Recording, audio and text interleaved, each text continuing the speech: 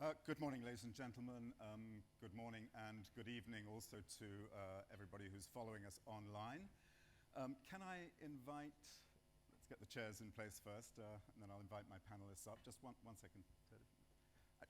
Could I invite my panelists up? Ted, Michael, Kate, thank you. I think the idea that there are a specifically Asian set of values is quite controversial. The region, of course, as we've been hearing from the first session, is enormously diverse. I think, but the idea that there are perhaps a set of more broadly held common values across many of the countries in the region, around family, particularly around filial piety, particularly in East Asian countries, and to some degree around, well, to a large degree, I think, around religion, is often, I think, and these are very powerful sets of values, are often invoked in many ways against LGBT communities around the region. Just last week in Indonesia, we were at our summit there, and of course you would have probably heard that in Indonesia there was an unprecedented backlash, I think, against LGBT communities over the last 2 or 3 weeks, in which politicians, former senior civil government ministers, as well as clerics and people from the religious communities were, in rather worryingly and quite hateful language, I think, saying that LGBT people were that their sexual orientation was in some ways incompatible with human nature, and it was fundamentally against family values and against the values that Indonesians held dear. So with that, this session, another scene setter in a way, really is to talk about this question of our LGBT values, our LGBT rights. Indeed, is being LGBT incompatible or compatible, as it says here, with Asian values. So I'm absolutely delighted to welcome to the stage, directly to my left, Ted Osius, who is the United States ambassador to Vietnam, and a career Foreign Service officer, and has spent many of those years in Asia, so brings a lot of experience and knowledge of the region to the table. Next to Ted is Kate Joshua. And Kate is a sociologist, an author on democratization, women, and on gay communities. And Kate is professor of comparative politics and political economy of China at the University of Hawaii. And last but not least, of course, Michael Tan. Michael is a chancellor of the University of the Philippines, Diliman, a medical anthropologist by background, and an author and commentator on LGBT issues in the Philippines particularly. Thank you very much all for joining us today. I want to start at the natural place here and just talk about this concept of Asian values themselves. Does it make sense to talk about Asian values in that broad sense? And if not, what does it make sense to talk about when we talk about values in this region? Ted, I'll start with you. Well, you, in your introductory remarks, you mentioned filial piety, and I think it's fair to say that that is a pretty consistent theme across much of Asia. And in the country where I serve, Vietnam, families are very, very central. And when all of the celebrations, all of the cultural traditions tend to center on family.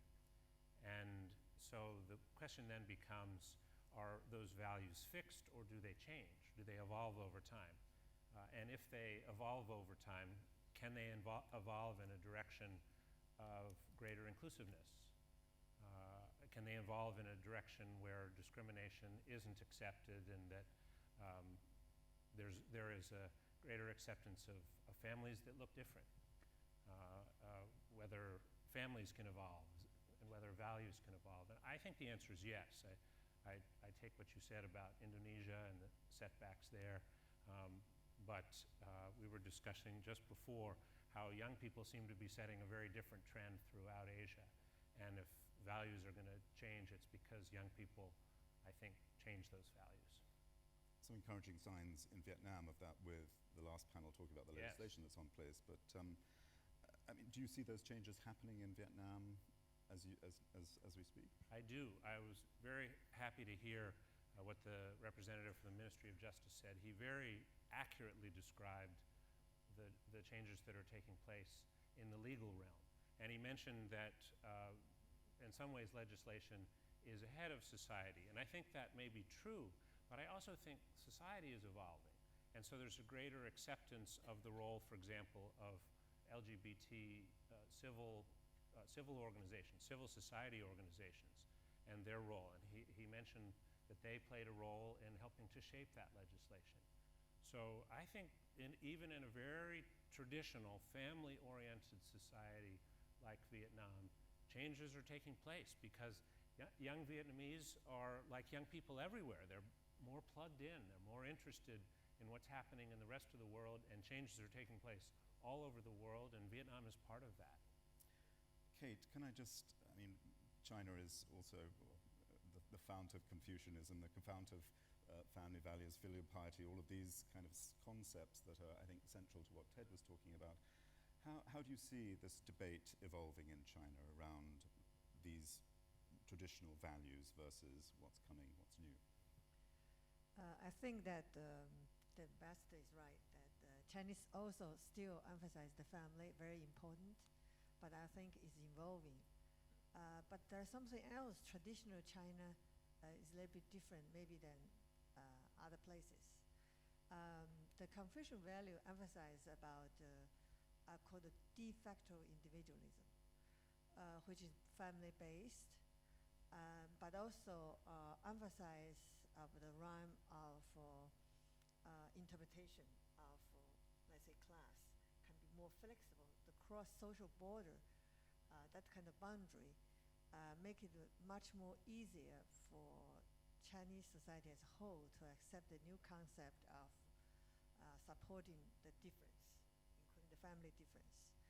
So if you want to look at the negative side of what's continue, actually yesterday the Chinese government just issued a new guideline to control the media explosion of homosexual, pornography. Whenever a government has anti-pornography, there's a kind of target against the LGBT community. But I got at least immediately 100 text message from people. I think most of them not gay, totally attack government, legislature trying to impose this law and to destroy it. What I see is that the gay people really, with the market power, that's why it's so appropriate for the economists supporting event like this, because market, the decentralization power, and the traditional Chinese emphasize about de facto individualism has made it much more acceptable, create a new cosmopolitan value. It's cool to be gay, to be a lesbian, especially to be lesbian for some reason. There's a survey done in Shanghai that there are about 20%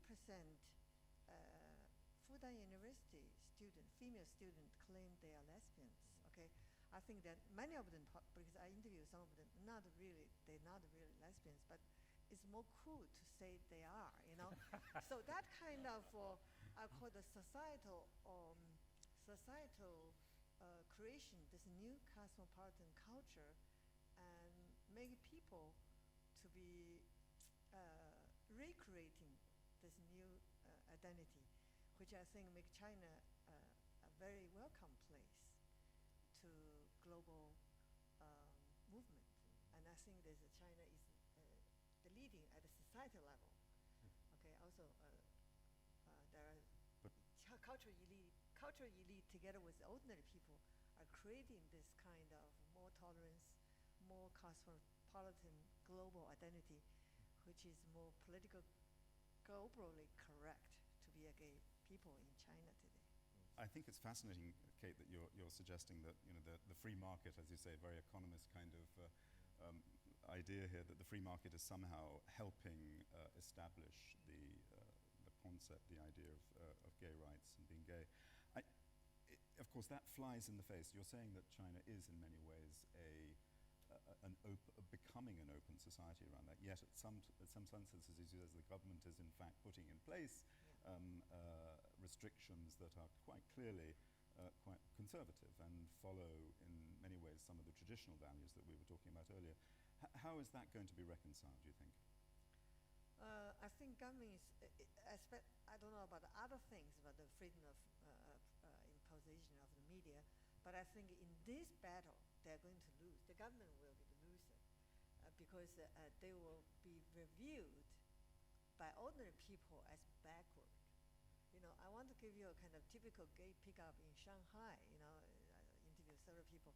The people. There's a man asking the other guy, are you a comrade? In China, comrade is 同性恋 means the gay people. Comrade was a term to refer to the party member, quoting each other. Or people in China on the Mao, they all call each other comrade. Okay, so that person, no, I'm not. And he said, are you against the comrade? He said, no, I'm not. I'm not interested.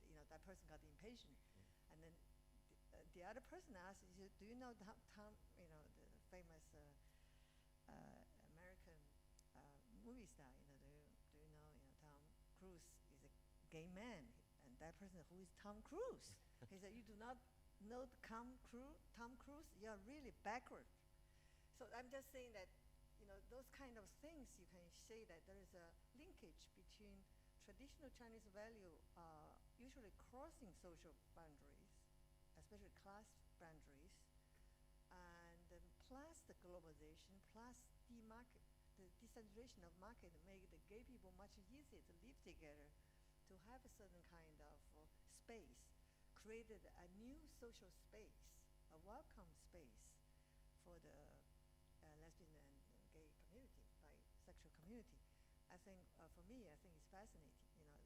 The best bar in Shanghai is gay bar.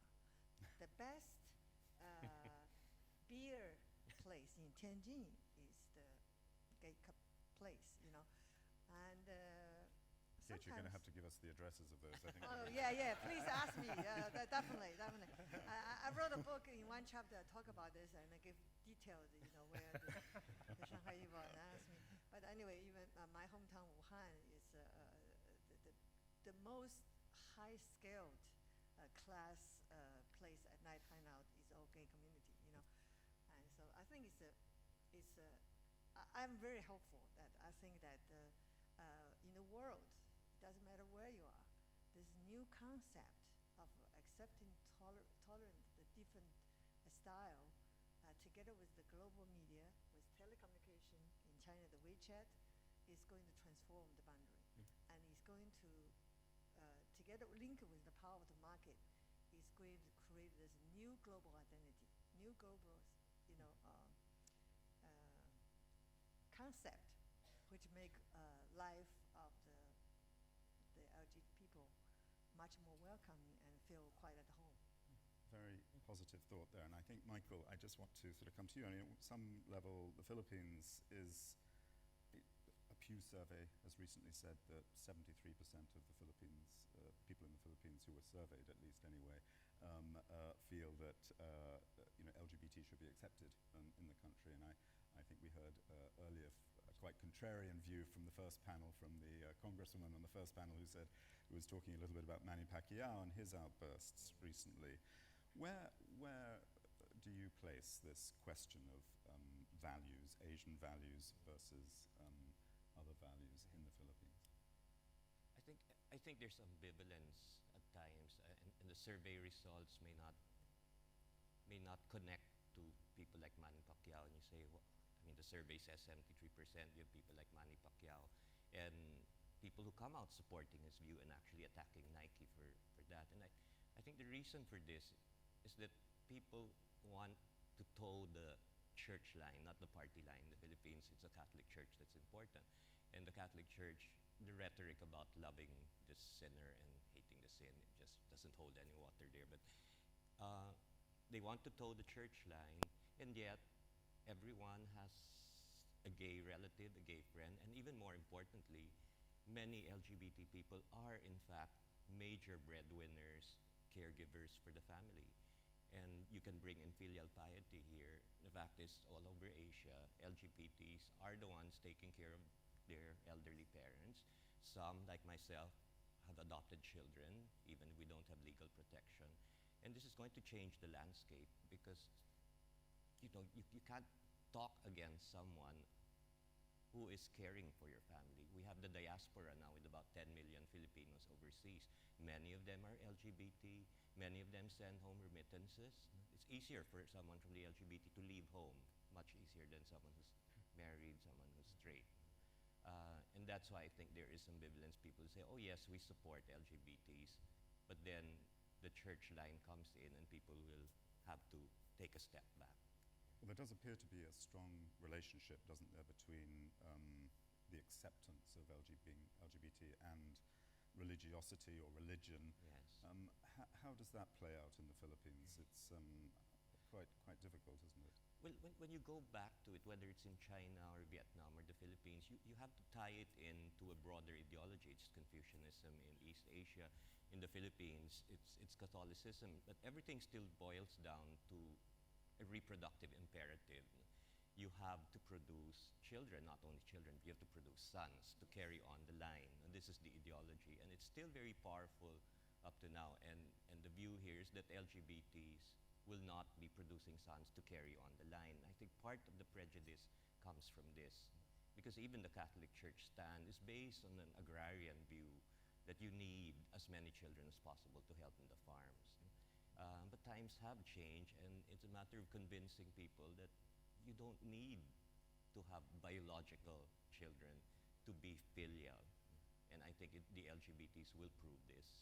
I mean, that's an enormous issue both in Vietnam and in China as well, isn't it? The sense that you're carrying on the family line, Yes. that reproduction is a central part of family values, and that you almost compulsorily have to be heterosexual, otherwise that simply doesn't work. I mean, Yes. Ted, I wonder whether you can just comment around that with your own experience in Vietnam. Well, it is very important, and having sons, as the Chancellor said, is very important across a lot of the region. But he also said something that I think is very important.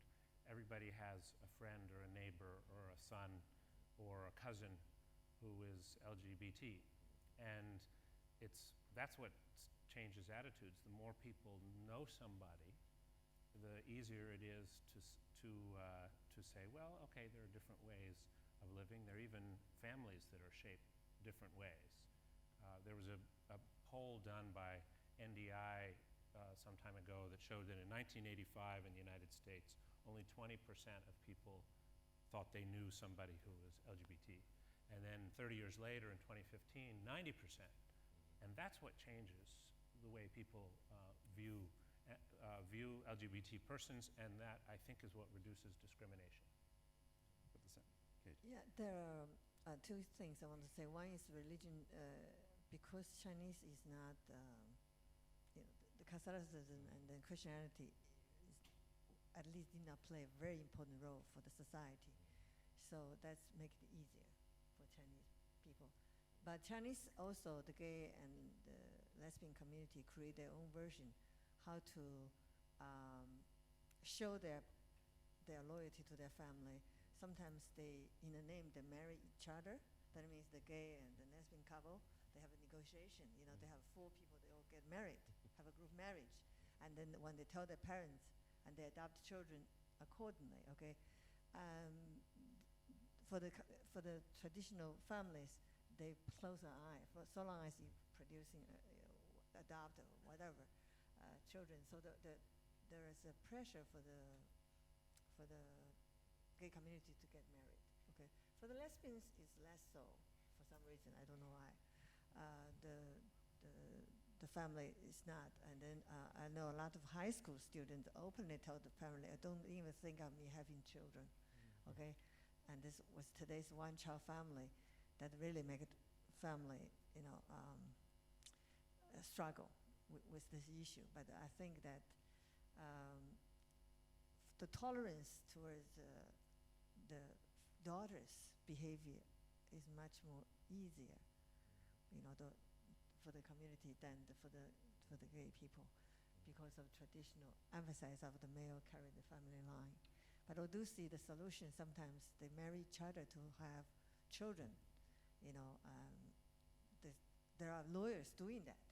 You know, to help them solve the issue, to make both family happy. And actually, the parents know about this. They just close one eye. It's okay. That's fine. And then the problem occurred is during the Chinese Spring Festival, which family are they going to the different family? They negotiate with that. I think that's very interesting. With one-child family policy, make it very more complicated, the issue, but it's also very interesting. Michael, I want to just slightly change tack and just ask you, what part of the prevailing narrative in Asia around the conservative, kind of anti-LGBT discussion is that it's a sort of a Western import, and that it's sort of antithetical to traditional values. But I think what I want to ask you is recovering, in a sense, the Asian gay narrative strikes me as being a really important part of countering that criticism from the traditional conservative sector. What do you think is important about recovering the gay narrative in Asia? I think there's a role to, I mean, there is no lack of studies that have come out of all the different countries in Asia showing that that LGBTs, of course the term is very 21st century, but that you had LGBTs from time immemorial. You had poetry, you had stories and all this, and it's good that it's being brought out. But I think for most purposes, for very practical reasons, we need to emphasize the current narratives, the stories of people of LGBTs who care for their parents much more than their straight siblings, who are raising children. We do have a lot of role playing too. The fact because we have the diaspora, there are all kinds of stories about mother visiting, and you take away all the pictures of your boyfriend, replace it with photos of women, say that's your girlfriend, and you have role playing coming in. But I would like to see a place for actually telling mom and dad that this is my partner, and that when this comes out in media, then it normalizes the situation. It doesn't make it seem strange, because the fact is many LGBTs have been raising families and are gatekeepers. If you're looking for the business angle here, LGBTs are the ones making decisions now for their parents. They're handling the insurance, they're handling the banking. I'm looking at the sponsors here. And this is why we need the gay rights. Just a very personal anecdote here. When my former partner, about 10 years ago, had to be rushed to the hospital once, I called the parents because the hospital wouldn't allow me to sign release papers for a surgical procedure. And his parents said, "I'm sorry, we can't go because there is a Manny Pacquiao game going on." We keep going back to that guy. And it made me realize, and I could not sign, although because that was the Philippines, you can bend rules, and eventually my partner was able to be admitted. But it made me realize the need, because we have all these legal requirements now. We need that protection. We need protection if our parents need certain procedures to be able to go for whatever legal requirements there. You'd be amazed at the bureaucracies here where they require even establishing your relationship to the patient. So these are new frontiers for business. On a less serious note, if you look at who's taking care of parents, the hospitality industry is another instance where people don't recognize that the LGBTs, besides being clients themselves, are also the ones who take their moms and dads around on these tours. I joined the tour once and realized that half of the children accompanying their parents were LGBT. Yes, I want to come to you. Just before I do, I just want to just remind you that do please ask us some questions, post some thoughts on the app, and it will come up in front of me, and I'll be able to ask them, unless, of course, you'd like to put up your hand and ask a question too, and I'll come to that in a second. Kate, the Asian narrative. There's in China traditionally, the cultural elite, especially the top elite, they have this gay, at least the story of the love story of the emperor. For example, in China, there's the emperor who they had lover, and he had to go to the court in the morning to work, but his lover was sleeping, and so he doesn't want wake up the boyfriend, whatever, the lover. So he cut his sleeves. Yeah. So he went to the court. And so in China, traditionally, they call the gay people as 短袖, which means short sleeves. So that showed real love, And sometimes the married people, sometimes, to tease their husband, you do not consider it, when you wake up, you wake me up. Learn from the emperor, The emperor can show the love in a real way. And then in a modern setting, the media, global media really play a very important role, especially from South Korea. There's a Chinese Korean man who become transex operation. She was an army soldier before, right? Very, number one best dancer in China, and then she had the operation, and become a very famous talk show host. And then you interview a lot of Chinese men. Who is your ideal wife? But they also, I want to marry someone like her, And so that kind of, common people's everyday practice, the way of gay life. More and more people doing that openly, and then they have their own private space. They can own their own private apartment. This market, together with the new cultural elite, global media. And also Chinese own come out of the talk show hosts, people like that. You really create this new, I call it a new global identity, and make it much more acceptable, even a kind of cool to be part of it. I think that's something unique about China. That means linking the traditional acceptance of the high elite. And with today's decentralization market, more and more people practice it.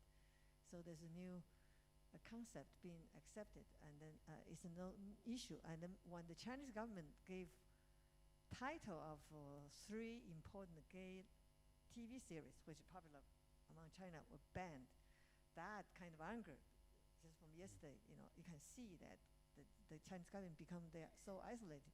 Only the Chinese government themselves use comrade to refer to each other between 7:30 to 8, the national news.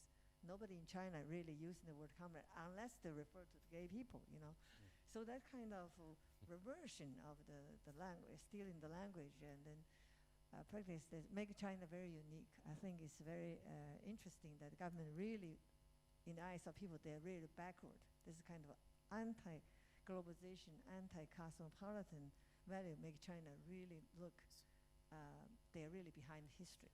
So Kate, can I just jump in there? And I mean, you raise a good point about the tension, I think, between the new cultural elite that's emerging and the old political elite that sits there. And I wonder, Ted, if I can just come to that. I mean, one of the things I noticed in Indonesia certainly was this sense, and I think the mayor of Bandung, when he was talking about this recently, said that he had no problems with LGBT individuals having this as a private, in sense, keeping this in the private realm. But when it emerged into the cultural realm, into the public realm, and when there was, in a sense, the potential for a movement to emerge, that's where it became less acceptable.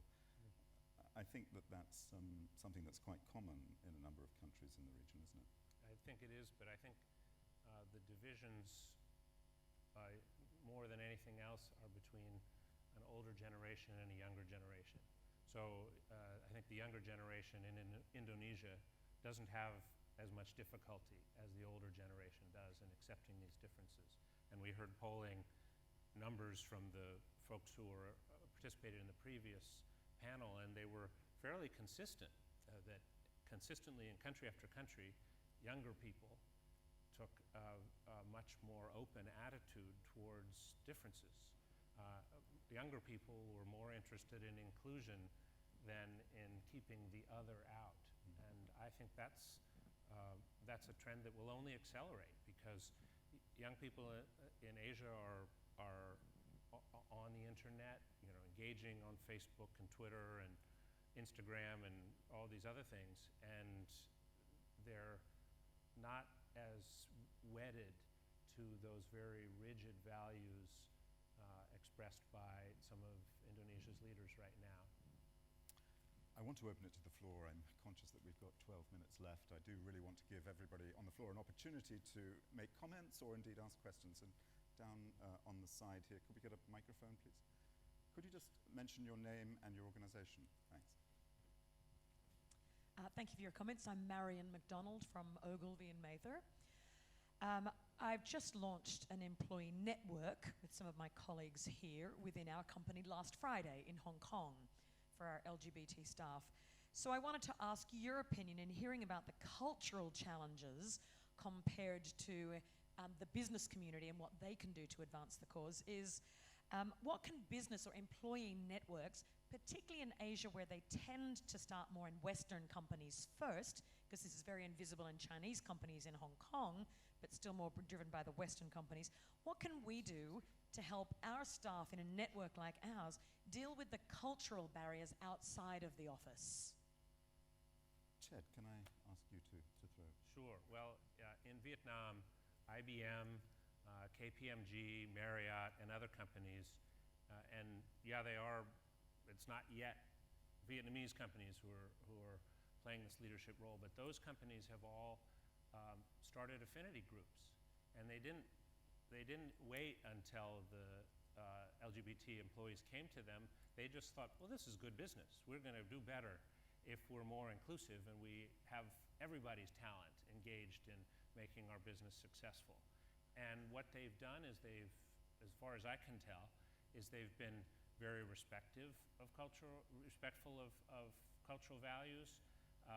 They have sort of followed the lead of civil society organizations, but they've made it clear it's okay to be who you are in our companies. And they've seen that ultimately that's very good for the bottom line. Let's have another question or a comment. Down here. Simon. Can we just get a microphone down here, please?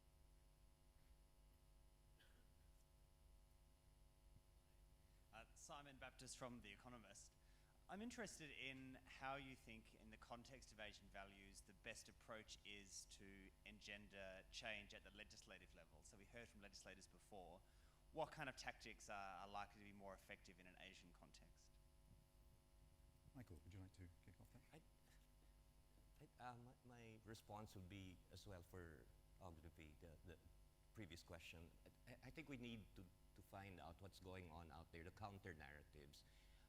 My university has 4,000 employees, and I plan to do a survey on their needs. And I think we can bring out the LGBT sector within that 4,000 and find out what are their needs domestically, because I suspect it's going to come out that they're caring for their parents, they're caring for children, nephews, and nieces.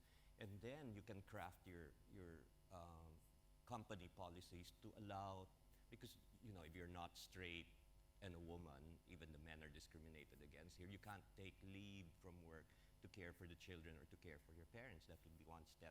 And by asking employees where they are and relating that to gender identity, to LGBT, you will come out with those counter narratives of LGBTs caring for the family and carrying on filial piety. But Michael, what's more likely to advance the cause of LGBT, do you think? Is it going to be legislation? Is it politicians pushing for change? Or is it going to come from society? It's going to have to come from all sides. It's pushing legislators, but legislators depend on popular opinion, and therefore you need the surveys to show new numbers in here, especially around election time. Okay. I think it'd be nice if major global companies, including Chinese companies, have a kind of annual person of the year in terms of who is taking care of their elder parents, the best family, and then one of them can be the different community. I think that's very powerful. If every company have this annual, survey their employee, the best filial sons, whatever, the most filial responsible family member is a lesbian. But that's very, very important. If all, let's say, Fortune 500, have each have those kind of, in China called model workers or model employee of the year, that'd be very good. I think that'd be very powerful.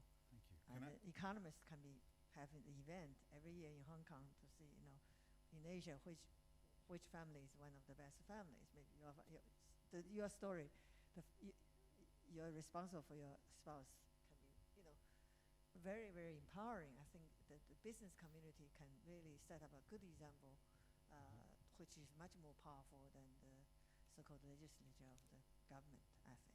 Indeed, a strong reason, I think, for this event today. So, Exactly. can I just come to a question that's been asked, a good question that's been asked from the app here? While we're counting on young people across Asia being more in favor of LGBT rights, which is obviously the context of our discussion here, what do you think could cause a backlash or backsliding for this trend? And I wonder, Ted, maybe you could just give us a comment. Well, I think the backlash comes if people are too afraid to be who they are, and then the social change doesn't take place. I mean, I think the simplest strategy tends to be the best if you're thinking about social change. I was asked at a high school in Hue. A young man stood up, a group of 800 people, and he said, "Has it been difficult for you, being an openly gay man, to do something like become an ambassador?" And I thought, well, if this young man can be brave enough to stand up in front of 800 of his peers and essentially out himself, he deserves an honest answer. So I said, yeah, it has been difficult at times, but in the end, it's most rewarding to be who you are. And I think when people choose to be who they are, that's what arrests the backsliding and helps make progress, social progress.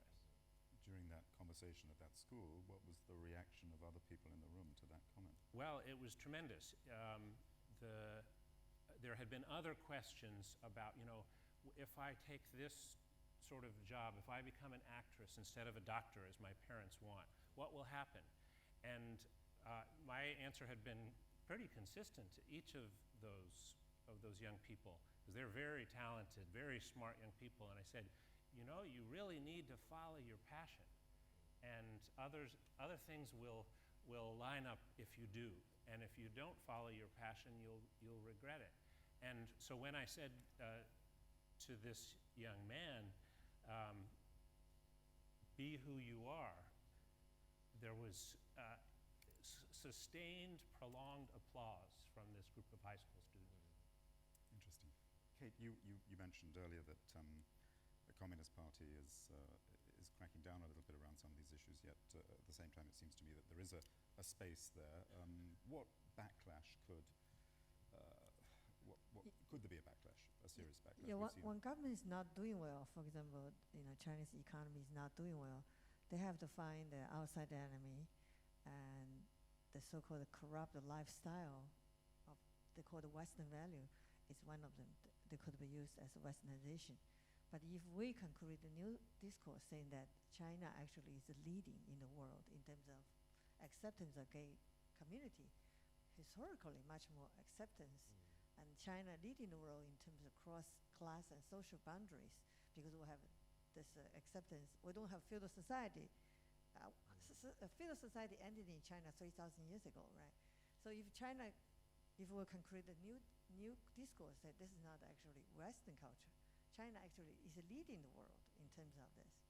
I think, China, it's much more difficult for Chinese government to use this kind of Western imposition or Western lifestyle among Chinese culture to create this kind of backlash. But I think that when the economy is not doing well, we were seeing that some people ignorant will listen to the government and blame everything, some of business people think that gay community is stealing their business, They have sometimes private competition create this kind of arena, and you see that, we have to prepare for this and then recreate our own discourse to change the way they can use the backlash. This is backlash already. Chinese government names 4 important places, which is my favorite, and as the opening attack against the Westernization, against the so-called enemy of the United States. So we should not let them be successful. I believe with today's WeChat telecommunication and young people's value and government will not be successful, I hope. I wonder if we could just do a quick yes/no. Do you think in the room that there is genuinely a new discourse, a new cultural discourse arising in the region? Yes or no? Let me put my glasses on. Yes, that's A few interesting. no's. A few no's, but mostly yes. I think that's interesting. Any other final questions or comments? We've got a couple of minutes left. Sorry, I can't see. Down the back, there we go, so I can't see for the lights. Great, You just say thanks. your name and your organization. Sure. Stephen Golden from Goldman Sachs. And actually, going off of Professor Zhao's recent comment, it is interesting that homophobia is probably not an Asian value, but is a Victorian British value that the British brought over to Singapore and India and a few other countries in Asia when they were colonizing. So I guess with that in mind, I just wondered what impact can non-Asian governments and non-Asian headquartered multinational companies have on Asia, or does that change really need to come from the Asian companies and the Asian governments? I'm going to ask you, Ted, to answer that. Should it come from within or should it come from? Well, mostly it's going to come from within because each society is going to decide what kind of a society it wants to be. And the influence of outsiders won't be that central. But I would come back to the example that the Vietnamese representative gave of when they were changing laws, first they were changing the family law and then the civil code. They took in input. They wanted to hear from UNDP and from others about what would be, how can they make their laws sync up with their progressive 2013 Constitution. And they were willing to listen to ideas from outsiders, in this case UNDP. So I think there is a willingness in many countries to learn from the experiences of others, especially when they're experiences that are good for the economy, that are about inclusiveness, that help countries be part of what's happening globally. There's one final very quick question which I want to put to you, Michael, if I can. Do you think new social media and communication technologies are changing the debate, the cultural debate on LGBT issues? Yes, definitely. There's only so much that can be done through traditional or old media, which tends to be captive at times of traditional values, but a lot can be said in social media. My problem there is it tends to be very dispersed, but when you have repeated themes and repeated conversations and narratives around, again, the family, I think this has to keep coming up, that we are family too, we are family-oriented. It will change it will change public opinion. And I would like to hear more, of course, from the ambassador mentioned in an earlier conversation, groups like PFLAG, Parents and Friends of Lesbians and Gays, and possibly also children who were raised by LGBT to come out and say that we are just as family as you are and we're not going to allow you to co-opt that term. Ladies and gentlemen, please do join me in thanking Ted and my other panelists, Michael and Kate, for, I think, a very interesting discussion. Thank you so much. Thank you.